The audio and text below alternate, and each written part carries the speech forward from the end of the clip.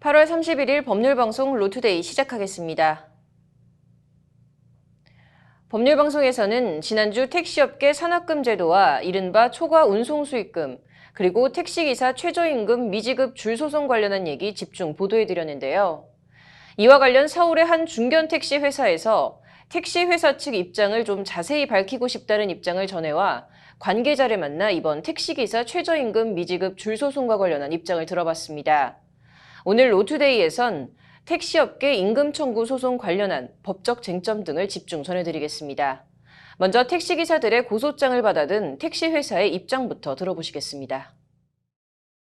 30년 넘게 택시업계에서 잔뼈가 굵어왔다는 박종문 전무.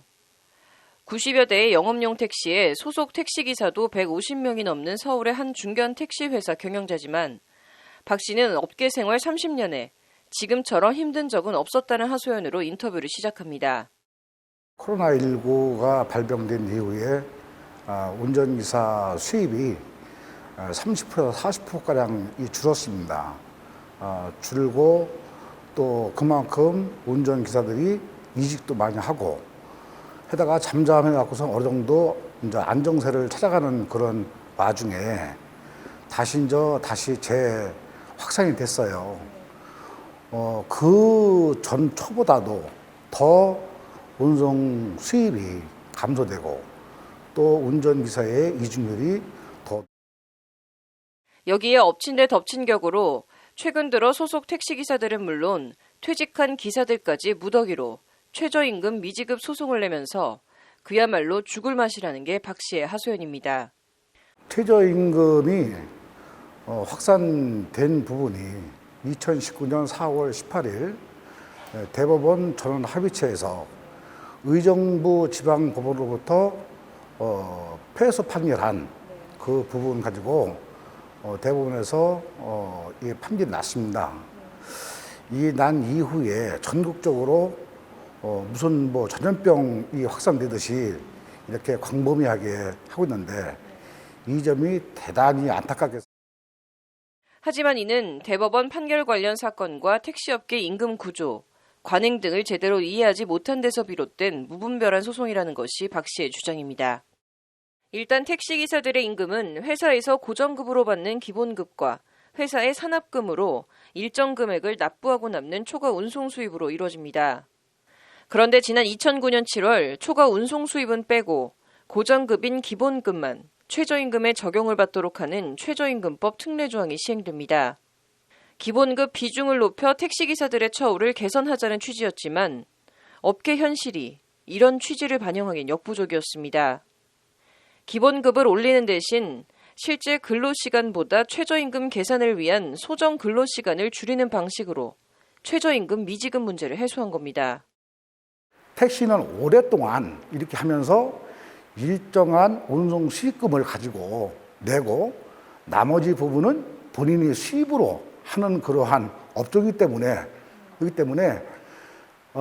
이 사람들은 회사의 그 근로 시간을 중요시하는 게 아니고 택시기사 전체 수입에서 기본급보다는 초과 운송 수익금이 차지하는 비율이 훨씬 높고 소정 근로시간이 올라가면 납부해야 할 산업금도 덩달아 오르기 때문에 기사들이 먼저 소정 근로시간을 낮게 책정해 줄 것을 요구했다는 게 박 씨의 주장입니다.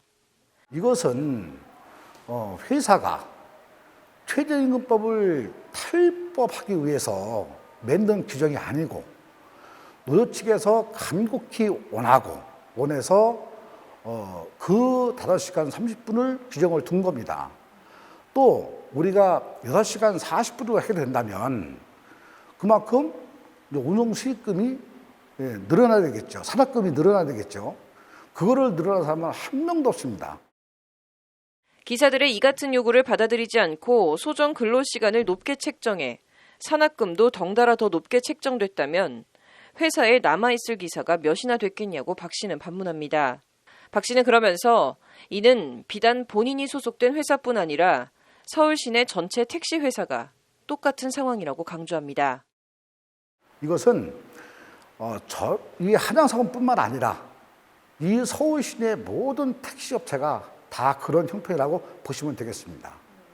그래서 이 서울택시운송사업조합과 전국택시연맹 서울지역본부에서도 그런 점을 착안해서 근로자들이 오히려 시간을 단축시키고 또 수익금을 안 올리는 그러한 부분으로 중앙임금협정이 체결이 됐습니다. 이것은 회사가 최저임금을 탈피하기 위해서 한 부분이 아니고 운전기사, 노동조합 측에서 이것을 시간을 줄이고 산학금을 올리지 않는 그런 강력한 요구 때문에 그렇게 협정이 체결됐다. 지난해 4월 대법원 판결에 대해선 경기도에 위치한 해당 택시기사 사건은 택시업계 전체의 소정 근로시간과 최저임금 미지급 문제에 해당하지는 않는 일종의 특수한 사례라고 선을 긋습니다.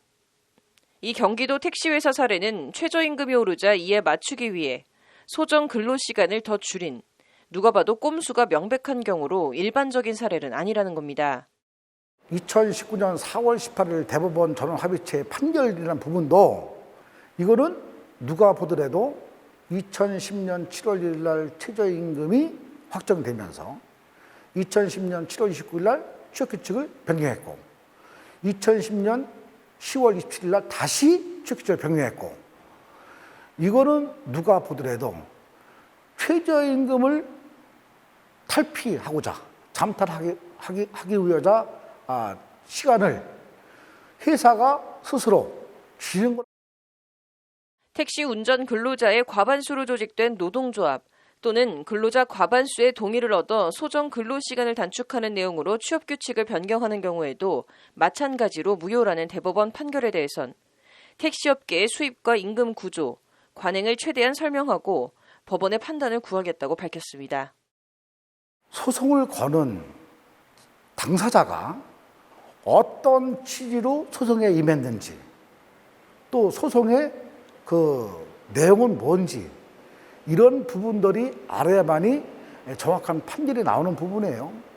아무튼 뭐 회사로서는 최선을 다하는 방법밖에 없죠.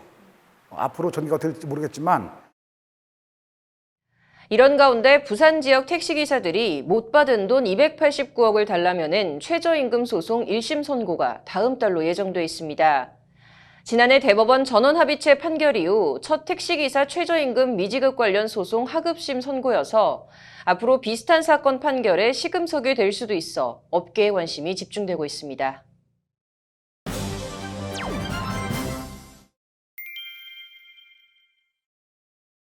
네, 택시업계 최저임금 줄 소송 얘기 더 해보도록 하겠습니다. 남성환 변호사의 시사법률입니다. 남 변호사님 어서 오십시오. 지금 이거 관련 소송 판결 내용을 좀 살펴볼까요? 네, 경기도의 택시회사 기사들이 낸 소송입니다.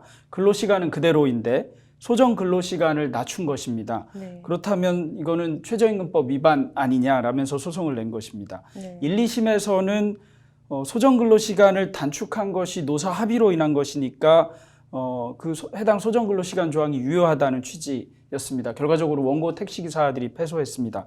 대법원의 경우에는 회사와 노조가 맺은 임금협정, 이 조항은 최저임금 조항을 잠탈하는 것이다 라는 뜻으로 택시회사에 손을 들어준 원심을 깼습니다. 택시기사들이 승소한 것인데요. 이 잠탈한다는 것이 강행규정 같은 것으로 어떤 이익을 보호하는 조항 이런 것들이 있을 때 그것을 이렇게 회피해 나가는 것 이런 걸 잠탈한다고 합니다.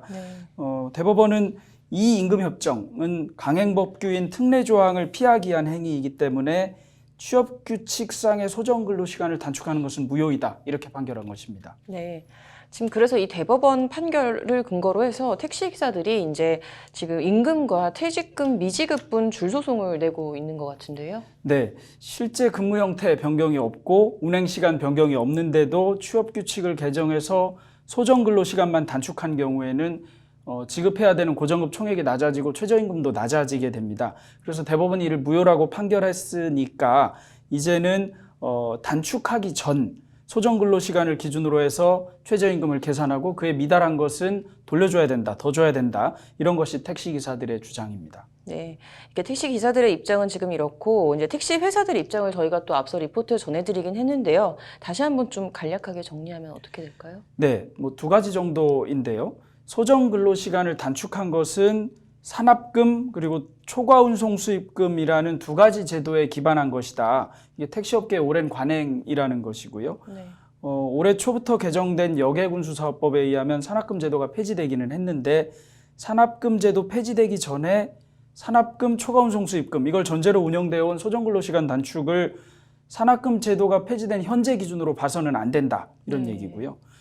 그다음에 이 2019년 대법원 판결과 관련해서 현재 택시기사들이 제기하는 최저임금 지급 소송은 그때 이 대법원 판결과는 좀 결이 다르다는 것입니다. 네. 뭐 대법원 판례와 뭐 지금 자기네 상황과는 좀 다르다 뭐 이런 말 같은데 이거 좀 무슨 말일까요? 대법원 판결 사건은 2010년 7월 1일 그러니까 최저임금이 확정되고 나서 같은 달 29일에 취업규칙을 변경했습니다. 네. 그리고 10월에 다시 취업규칙을 근로시간을 소정근로시간을 줄인 것인데요. 네. 이것은 언뜻 보기에도 최저임금 미지급 위반을 회피하기 위해서 회사가 꼼수를 부린 것처럼 보이는 측면이 있습니다. 네. 그런데 이번에 그 뒤로 이제 줄이어 있고 있는 소송에서 문제되고 있는 소정근로시간 단축 이것은 예를 들면 서울택시의 경우에 소정근로시간이 높으면 높을수록 산합금이 올라가게 됩니다. 네. 그러니까 택시 회사 기사들이 오히려 소정 근로시간을 좀 줄여달라, 산합금을 줄여달라 이제 이런 얘기가 되는 것인데요. 네. 그래야 초과운송 수익금을 더 받아가고 통상 네. 초과운송 수익금이 주요 수입이었으니까요. 네. 그래서 회사가 응한 것인데 지금 와서는 달리 말하는 것이 아니냐라는 게 회사 측의 입장입니다. 네, 지금 좀 양측 입장이 굉장히 첨예하게 엇갈리고 있는데 이제 좀 재판 쟁점이나 결과 좀 어떻게 보십니까? 네, 대법원 전원합의체 판결과는 좀 다른 측면이 있는 것 같기는 합니다. 네. 그래서 과연 쟁점은 결과적으로는 초과운송 수익금과 관련해서 또는 소정근로시간을 단축한 노사 합의가 최저임금법을 위반한 것인가 아닌가에 관한 판단을 이번 대법원 판결 그대로 따를 수 없을 수도 있다는 점 때문에 생기는 것 같습니다. 네. 산합금 제도는 폐지된다는 얘기를 들은 지가 제가 10년도 넘은 것 같은데 아직도 폐지가 안 되고 있고 네. 실제로 주로 초과운송 수익금에 의존했던 수입 체계 등을 감안한다면 지금 소송의 경우에는 최저임금법이 개정되자마자 초과근로시간을 줄이는 방식으로 약간 꼼수처럼 운영했던 것과 다른 사정들이 있을 수 있어서 과연 그 노사 합의가 진정한 합의인가 하는 점에 주요 쟁점이 있을 것 같고요. 이 점은 택시기사들께서 초과근로시간을 줄여달라고 한 것이냐 늘려달라고 한 것이냐 아니냐와 관련된 진정성 네. 등이 쟁점이 될 것 같습니다. 네. 이게 좀 복잡하게 굉장히 얽혀 있는 것 같은데요. 좀 노사 간에 어쨌든 좀 상생의 길을 찾아봐야지 않나 싶습니다. 오늘 잘 들었습니다. 다음 소식입니다. 택시기사 최저임금과 관련된 대법원 판결 소식 하나 더 전해드리겠습니다. 택시업계의 특이한 수입과 임금 구조 앞서 전해드렸는데 최저임금에 미달하는 시급을 지급하기로 노사가 임금 협정을 맺었다고 하더라도 나중에 다시 최저임금 수준의 임금과 수당을 요구하더라도 이는 민법상 신의성실의 원칙에 위배되지 않는다는 대법원 판결이 나왔습니다. 이 경우 각종 수당 산정 기준은 최저시급이 아닌 최저임금을 반영해 새로 계산한 통상임금을 기준으로 지급해야 한다고 대법원은 판결했습니다. 이 소식은 유지강 기자가 전해드립니다. 대법원 2부는 황모 씨 등 택시회사 기사 15명이 회사를 상대로 낸 임금 청구 소송 제3고심에서 원고 일부 승소로 판결한 원심을 확정했다고 오늘 밝혔습니다. 황 씨 등은 2008년 회사와 시급을 1,460원으로 하는 임금 협정 단체 협약을 맺었고 이는 2012년 6월까지 연장 유지됐습니다. 2008년 3,770원이었던 최저임금 시급이 2011년 4,320원까지 오른 것을 감안하면 최저임금의 3분의 1 정도밖에는 안 되는 시급을 받기로 임금 협정을 체결한 겁니다.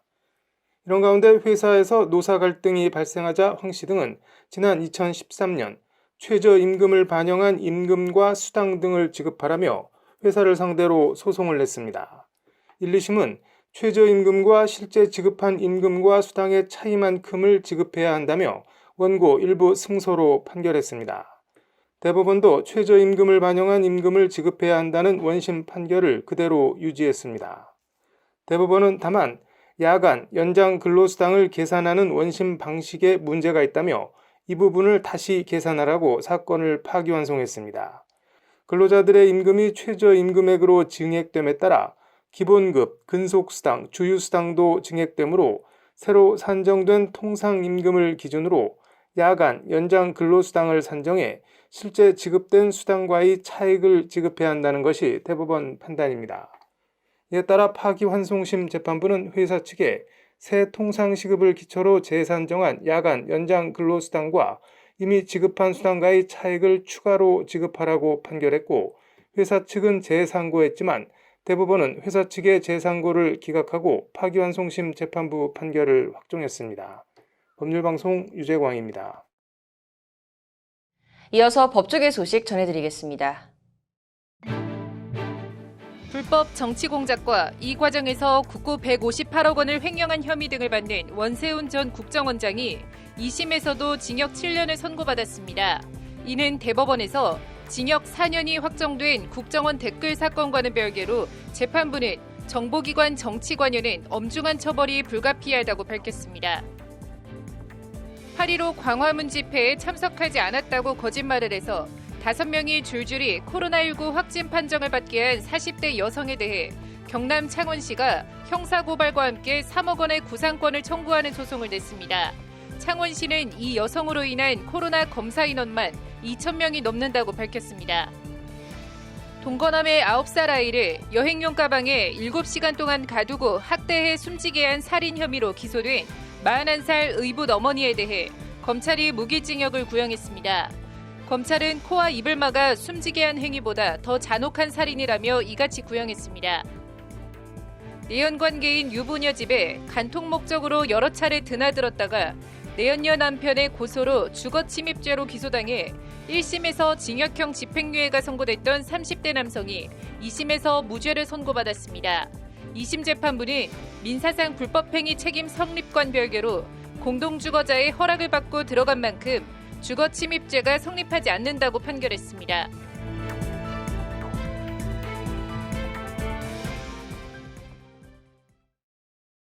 오늘 준비한 소식은 여기까지입니다. 시청해주신 여러분 고맙습니다.